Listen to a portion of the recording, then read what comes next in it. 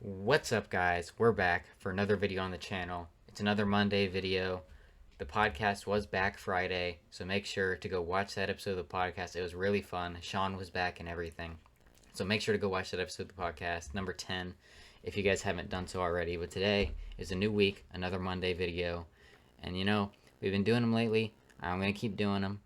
Unless you guys have any other ideas. If you don't like the tier list, you could comment that below too.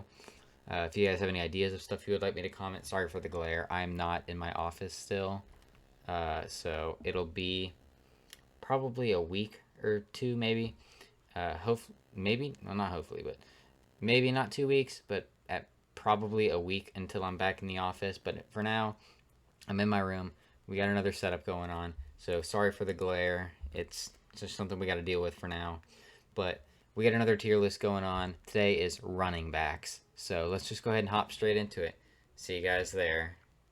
Alright guys, so we are back.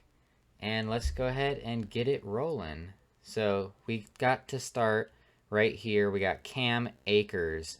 I'm going to put Cam Akers in average because he started off the season slow.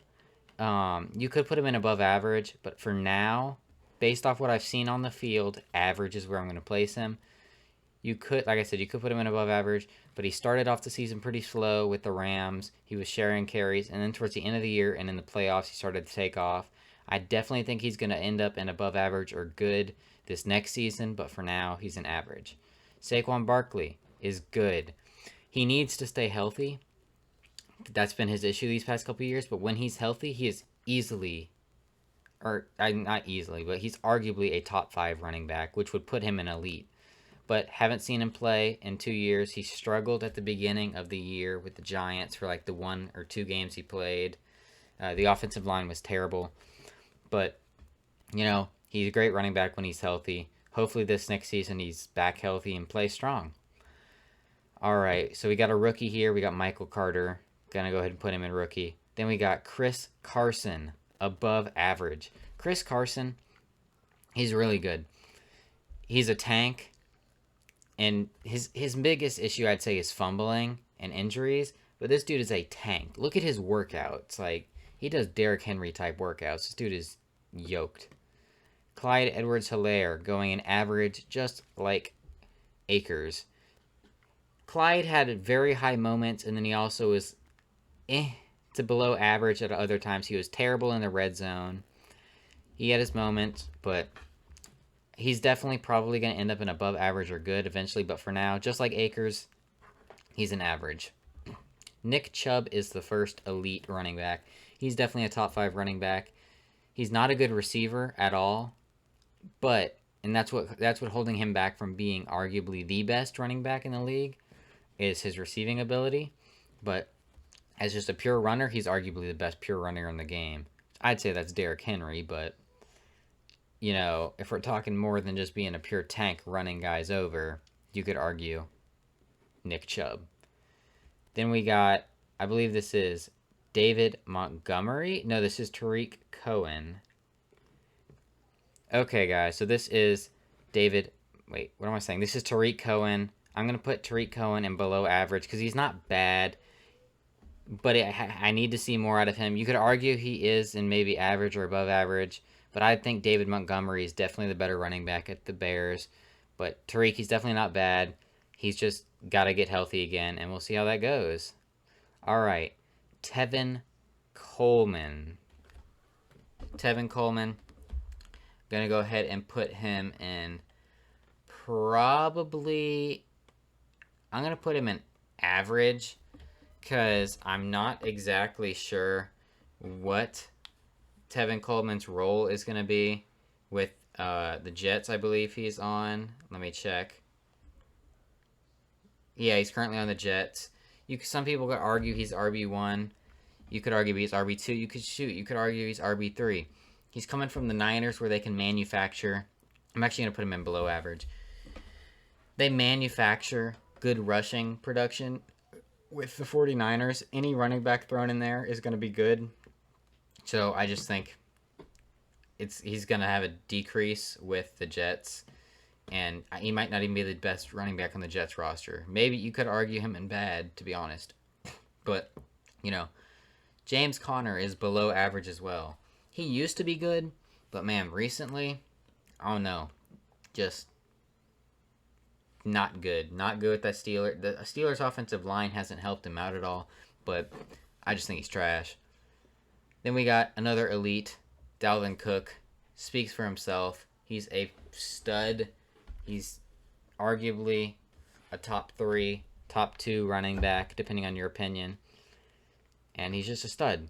Mike Davis. Sorry, bud. I'm going to have to put you in. Actually, I'm going to put Mike Davis in below average because I do think he's kind of on the same level as Tariq Cohen, Tevin Coleman, James Conner. He was not the RB1 in Carolina. He stepped in when Christian McCaffrey was hurt, and he did pretty well. I think he might have had 1,000 yards or just under. He was pretty good. He wasn't anything special. He hasn't been for his entire career, but he's probably better than what Todd Gurley was, so is what that is.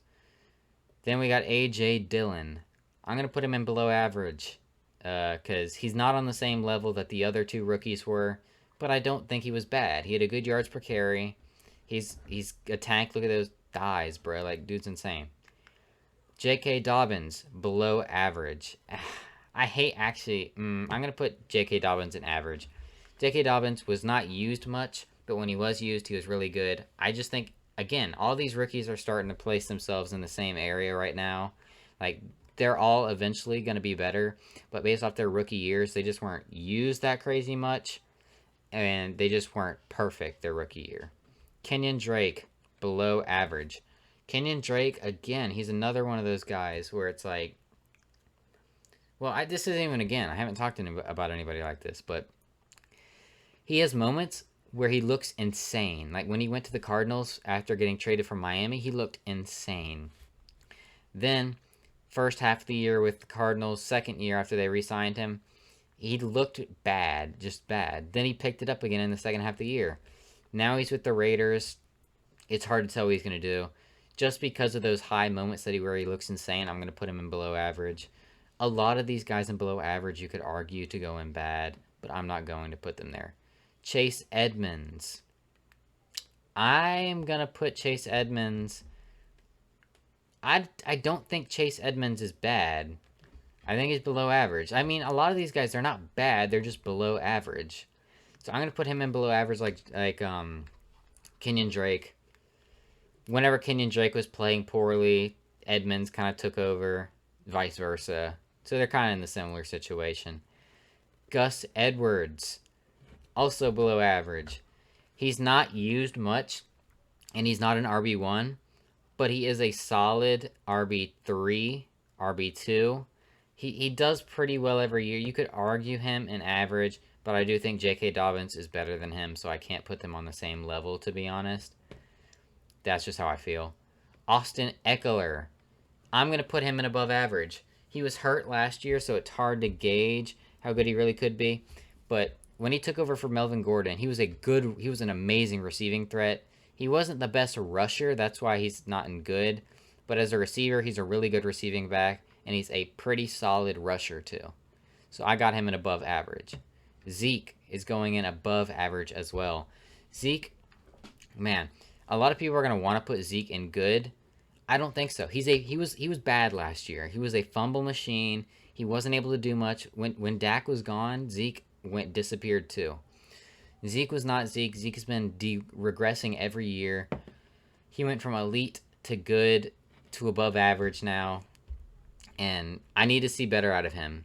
He fumbled the most of any running back last year, and he just could not hold on to the football. He was just not good. The Cowboys' offensive line was not good either, but still, if you're going to be a good or elite running back, you need to be able to get good yardage, even with not the best offensive line. Maybe he'll get better, maybe he won't, who knows. But he's on a downtrend, but that's just how it is. Travis Etienne is a rookie. He's not gonna, just for an FYI, he's not just going to be playing running back. He is going to be a slash. He's going to be playing receiver and running back. Just need to reiterate that. Leonard Fournette, he's bad. His vision is about as good as a blind dog. His hands are as good as mine. I catch the ball as good as Leonard Fournette. It's just Leonard Fournette's not good. I don't get just because he looked good in the playoffs for the Bucks does not mean he's good. His vision is awful. He almost got cut from the Bucks too. He's not good. Don't be delusional. It's that simple. Myles Gaskin. I like Myles Gaskin. You could put Myles Gaskin. Actually, I'm going to put Myles Gaskin in average just because I like these guys more. But Myles Gaskin, I feel like he's on the same level as Akers, CEH, J.K. Dobbins. It's just he wasn't a rookie last year. He was a second-year player. But he felt like a rookie last year. Then we got good old Antonio Gibson. I like Antonio Gibson more than the other rookies. I'm not going to lie. So I'm going to put him in above average. He was really good last year. I think he's going to be even better this year. He's one of the better rookie running backs of the year. And I just really like him. Melvin Gordon, average. I do think Melvin Gordon is better than the guys that are in below average. But I definitely would take I'd take almost everybody in average over Melvin Gordon. It's just Melvin Gordon is much better than everybody else that's in average. I think Melvin Gordon could lose his job to Javonte Williams. Then we got Damien Harris. Damien Harris is above average. His numbers, his production may not be the craziest, but his talent, his yards per carry, a lot of the stuff he did was very under the radar. And he's really good. I definitely take him over all these other guys. There's a lot that goes into it. Like when you watch his film, he's a great runner. He's a solid receiver, but they do have James White, so that's kind of irrelevant. He's just really good. If they hand him the ball like a bell cow running back, I think he could take it in strides. Then we got Darrell Henderson. I'm going to put... I don't think Darrell is bad. I think Darrell is better than Leonard Fournette. I don't think Leonard Fournette's even a top 32 running back. So I'm going to put Darrell in below average. Him and Akers were sharing carries almost the entire year until the end. He's okay. He's not that great. And that's why Akers is definitely going to take the job from him. But he's not as bad as Leonard Fournette. Then we got Derrick Henry, elite. Don't even need to talk about it. It's that simple. Then we got, is Jonathan Taylor 21 or is Nahim Heinz 21? Let me double check that real quick. Jonathan Taylor. My internet is bad. Jonathan Taylor would be neither of those. I think Jonathan Taylor is 28. So this is, I believe, Nahim Heinz. Yes, Nahim Heinz. Nahim Heinz is below average. Nahim Heinz is a really good receiving back, but as just a pure rusher, he's a third down back. That's it. You could argue Nahim Heinz is bad. It's how you feel about how you value his receiving. He's just a receiver. He's not a good rusher. Like I'd probably take most of these guys just a pure running back over him. Kareem Hunt above average. You could argue Kareem Hunt in good, but you know, it's been a minute. He is really good. He hasn't lost his talent. It's just he's not the RB1. Nick Chubb is there. It'd be I think Kareem Hunt could be a very good RB1, and he probably will be in a year or two when because the Browns are not going to be able to re-sign him. Let's be honest here. They only got him because, well, you guys know what happened. Mark Ingram. He's not good anymore. I'd take everybody in below average above him. Josh Jacobs. I'm going to take Josh Jacobs in above average because honestly, I might move some of these guys in above average up to good. We'll see in a minute, but we'll see. Aaron Jones, I forgot to say Josh Jacobs. He's been pretty good. I didn't like where he was drafted because they did just use him as a running back, but he's better. He's a better running back in the league. Aaron Jones is good. It's that simple. He's been really good for the Packers. They did re-sign him. I don't know if I like that re-signing that much, but he's a good player. Jamal Williams, I'm going to put him in below average because he's a good RB2.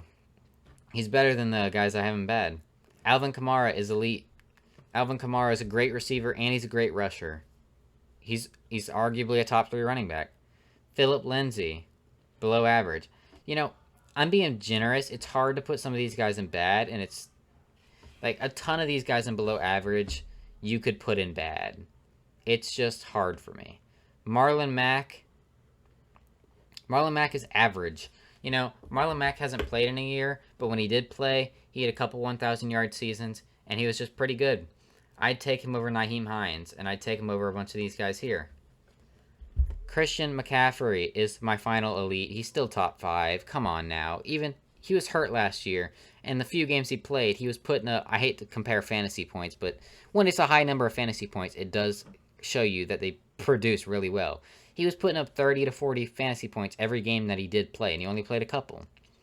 And they weren't consecutive, so it was just like, when he got healthy and played a game, boom, 40 fantasy points, hurt again, though. He's a stud, top 5. Sony Michel sucks.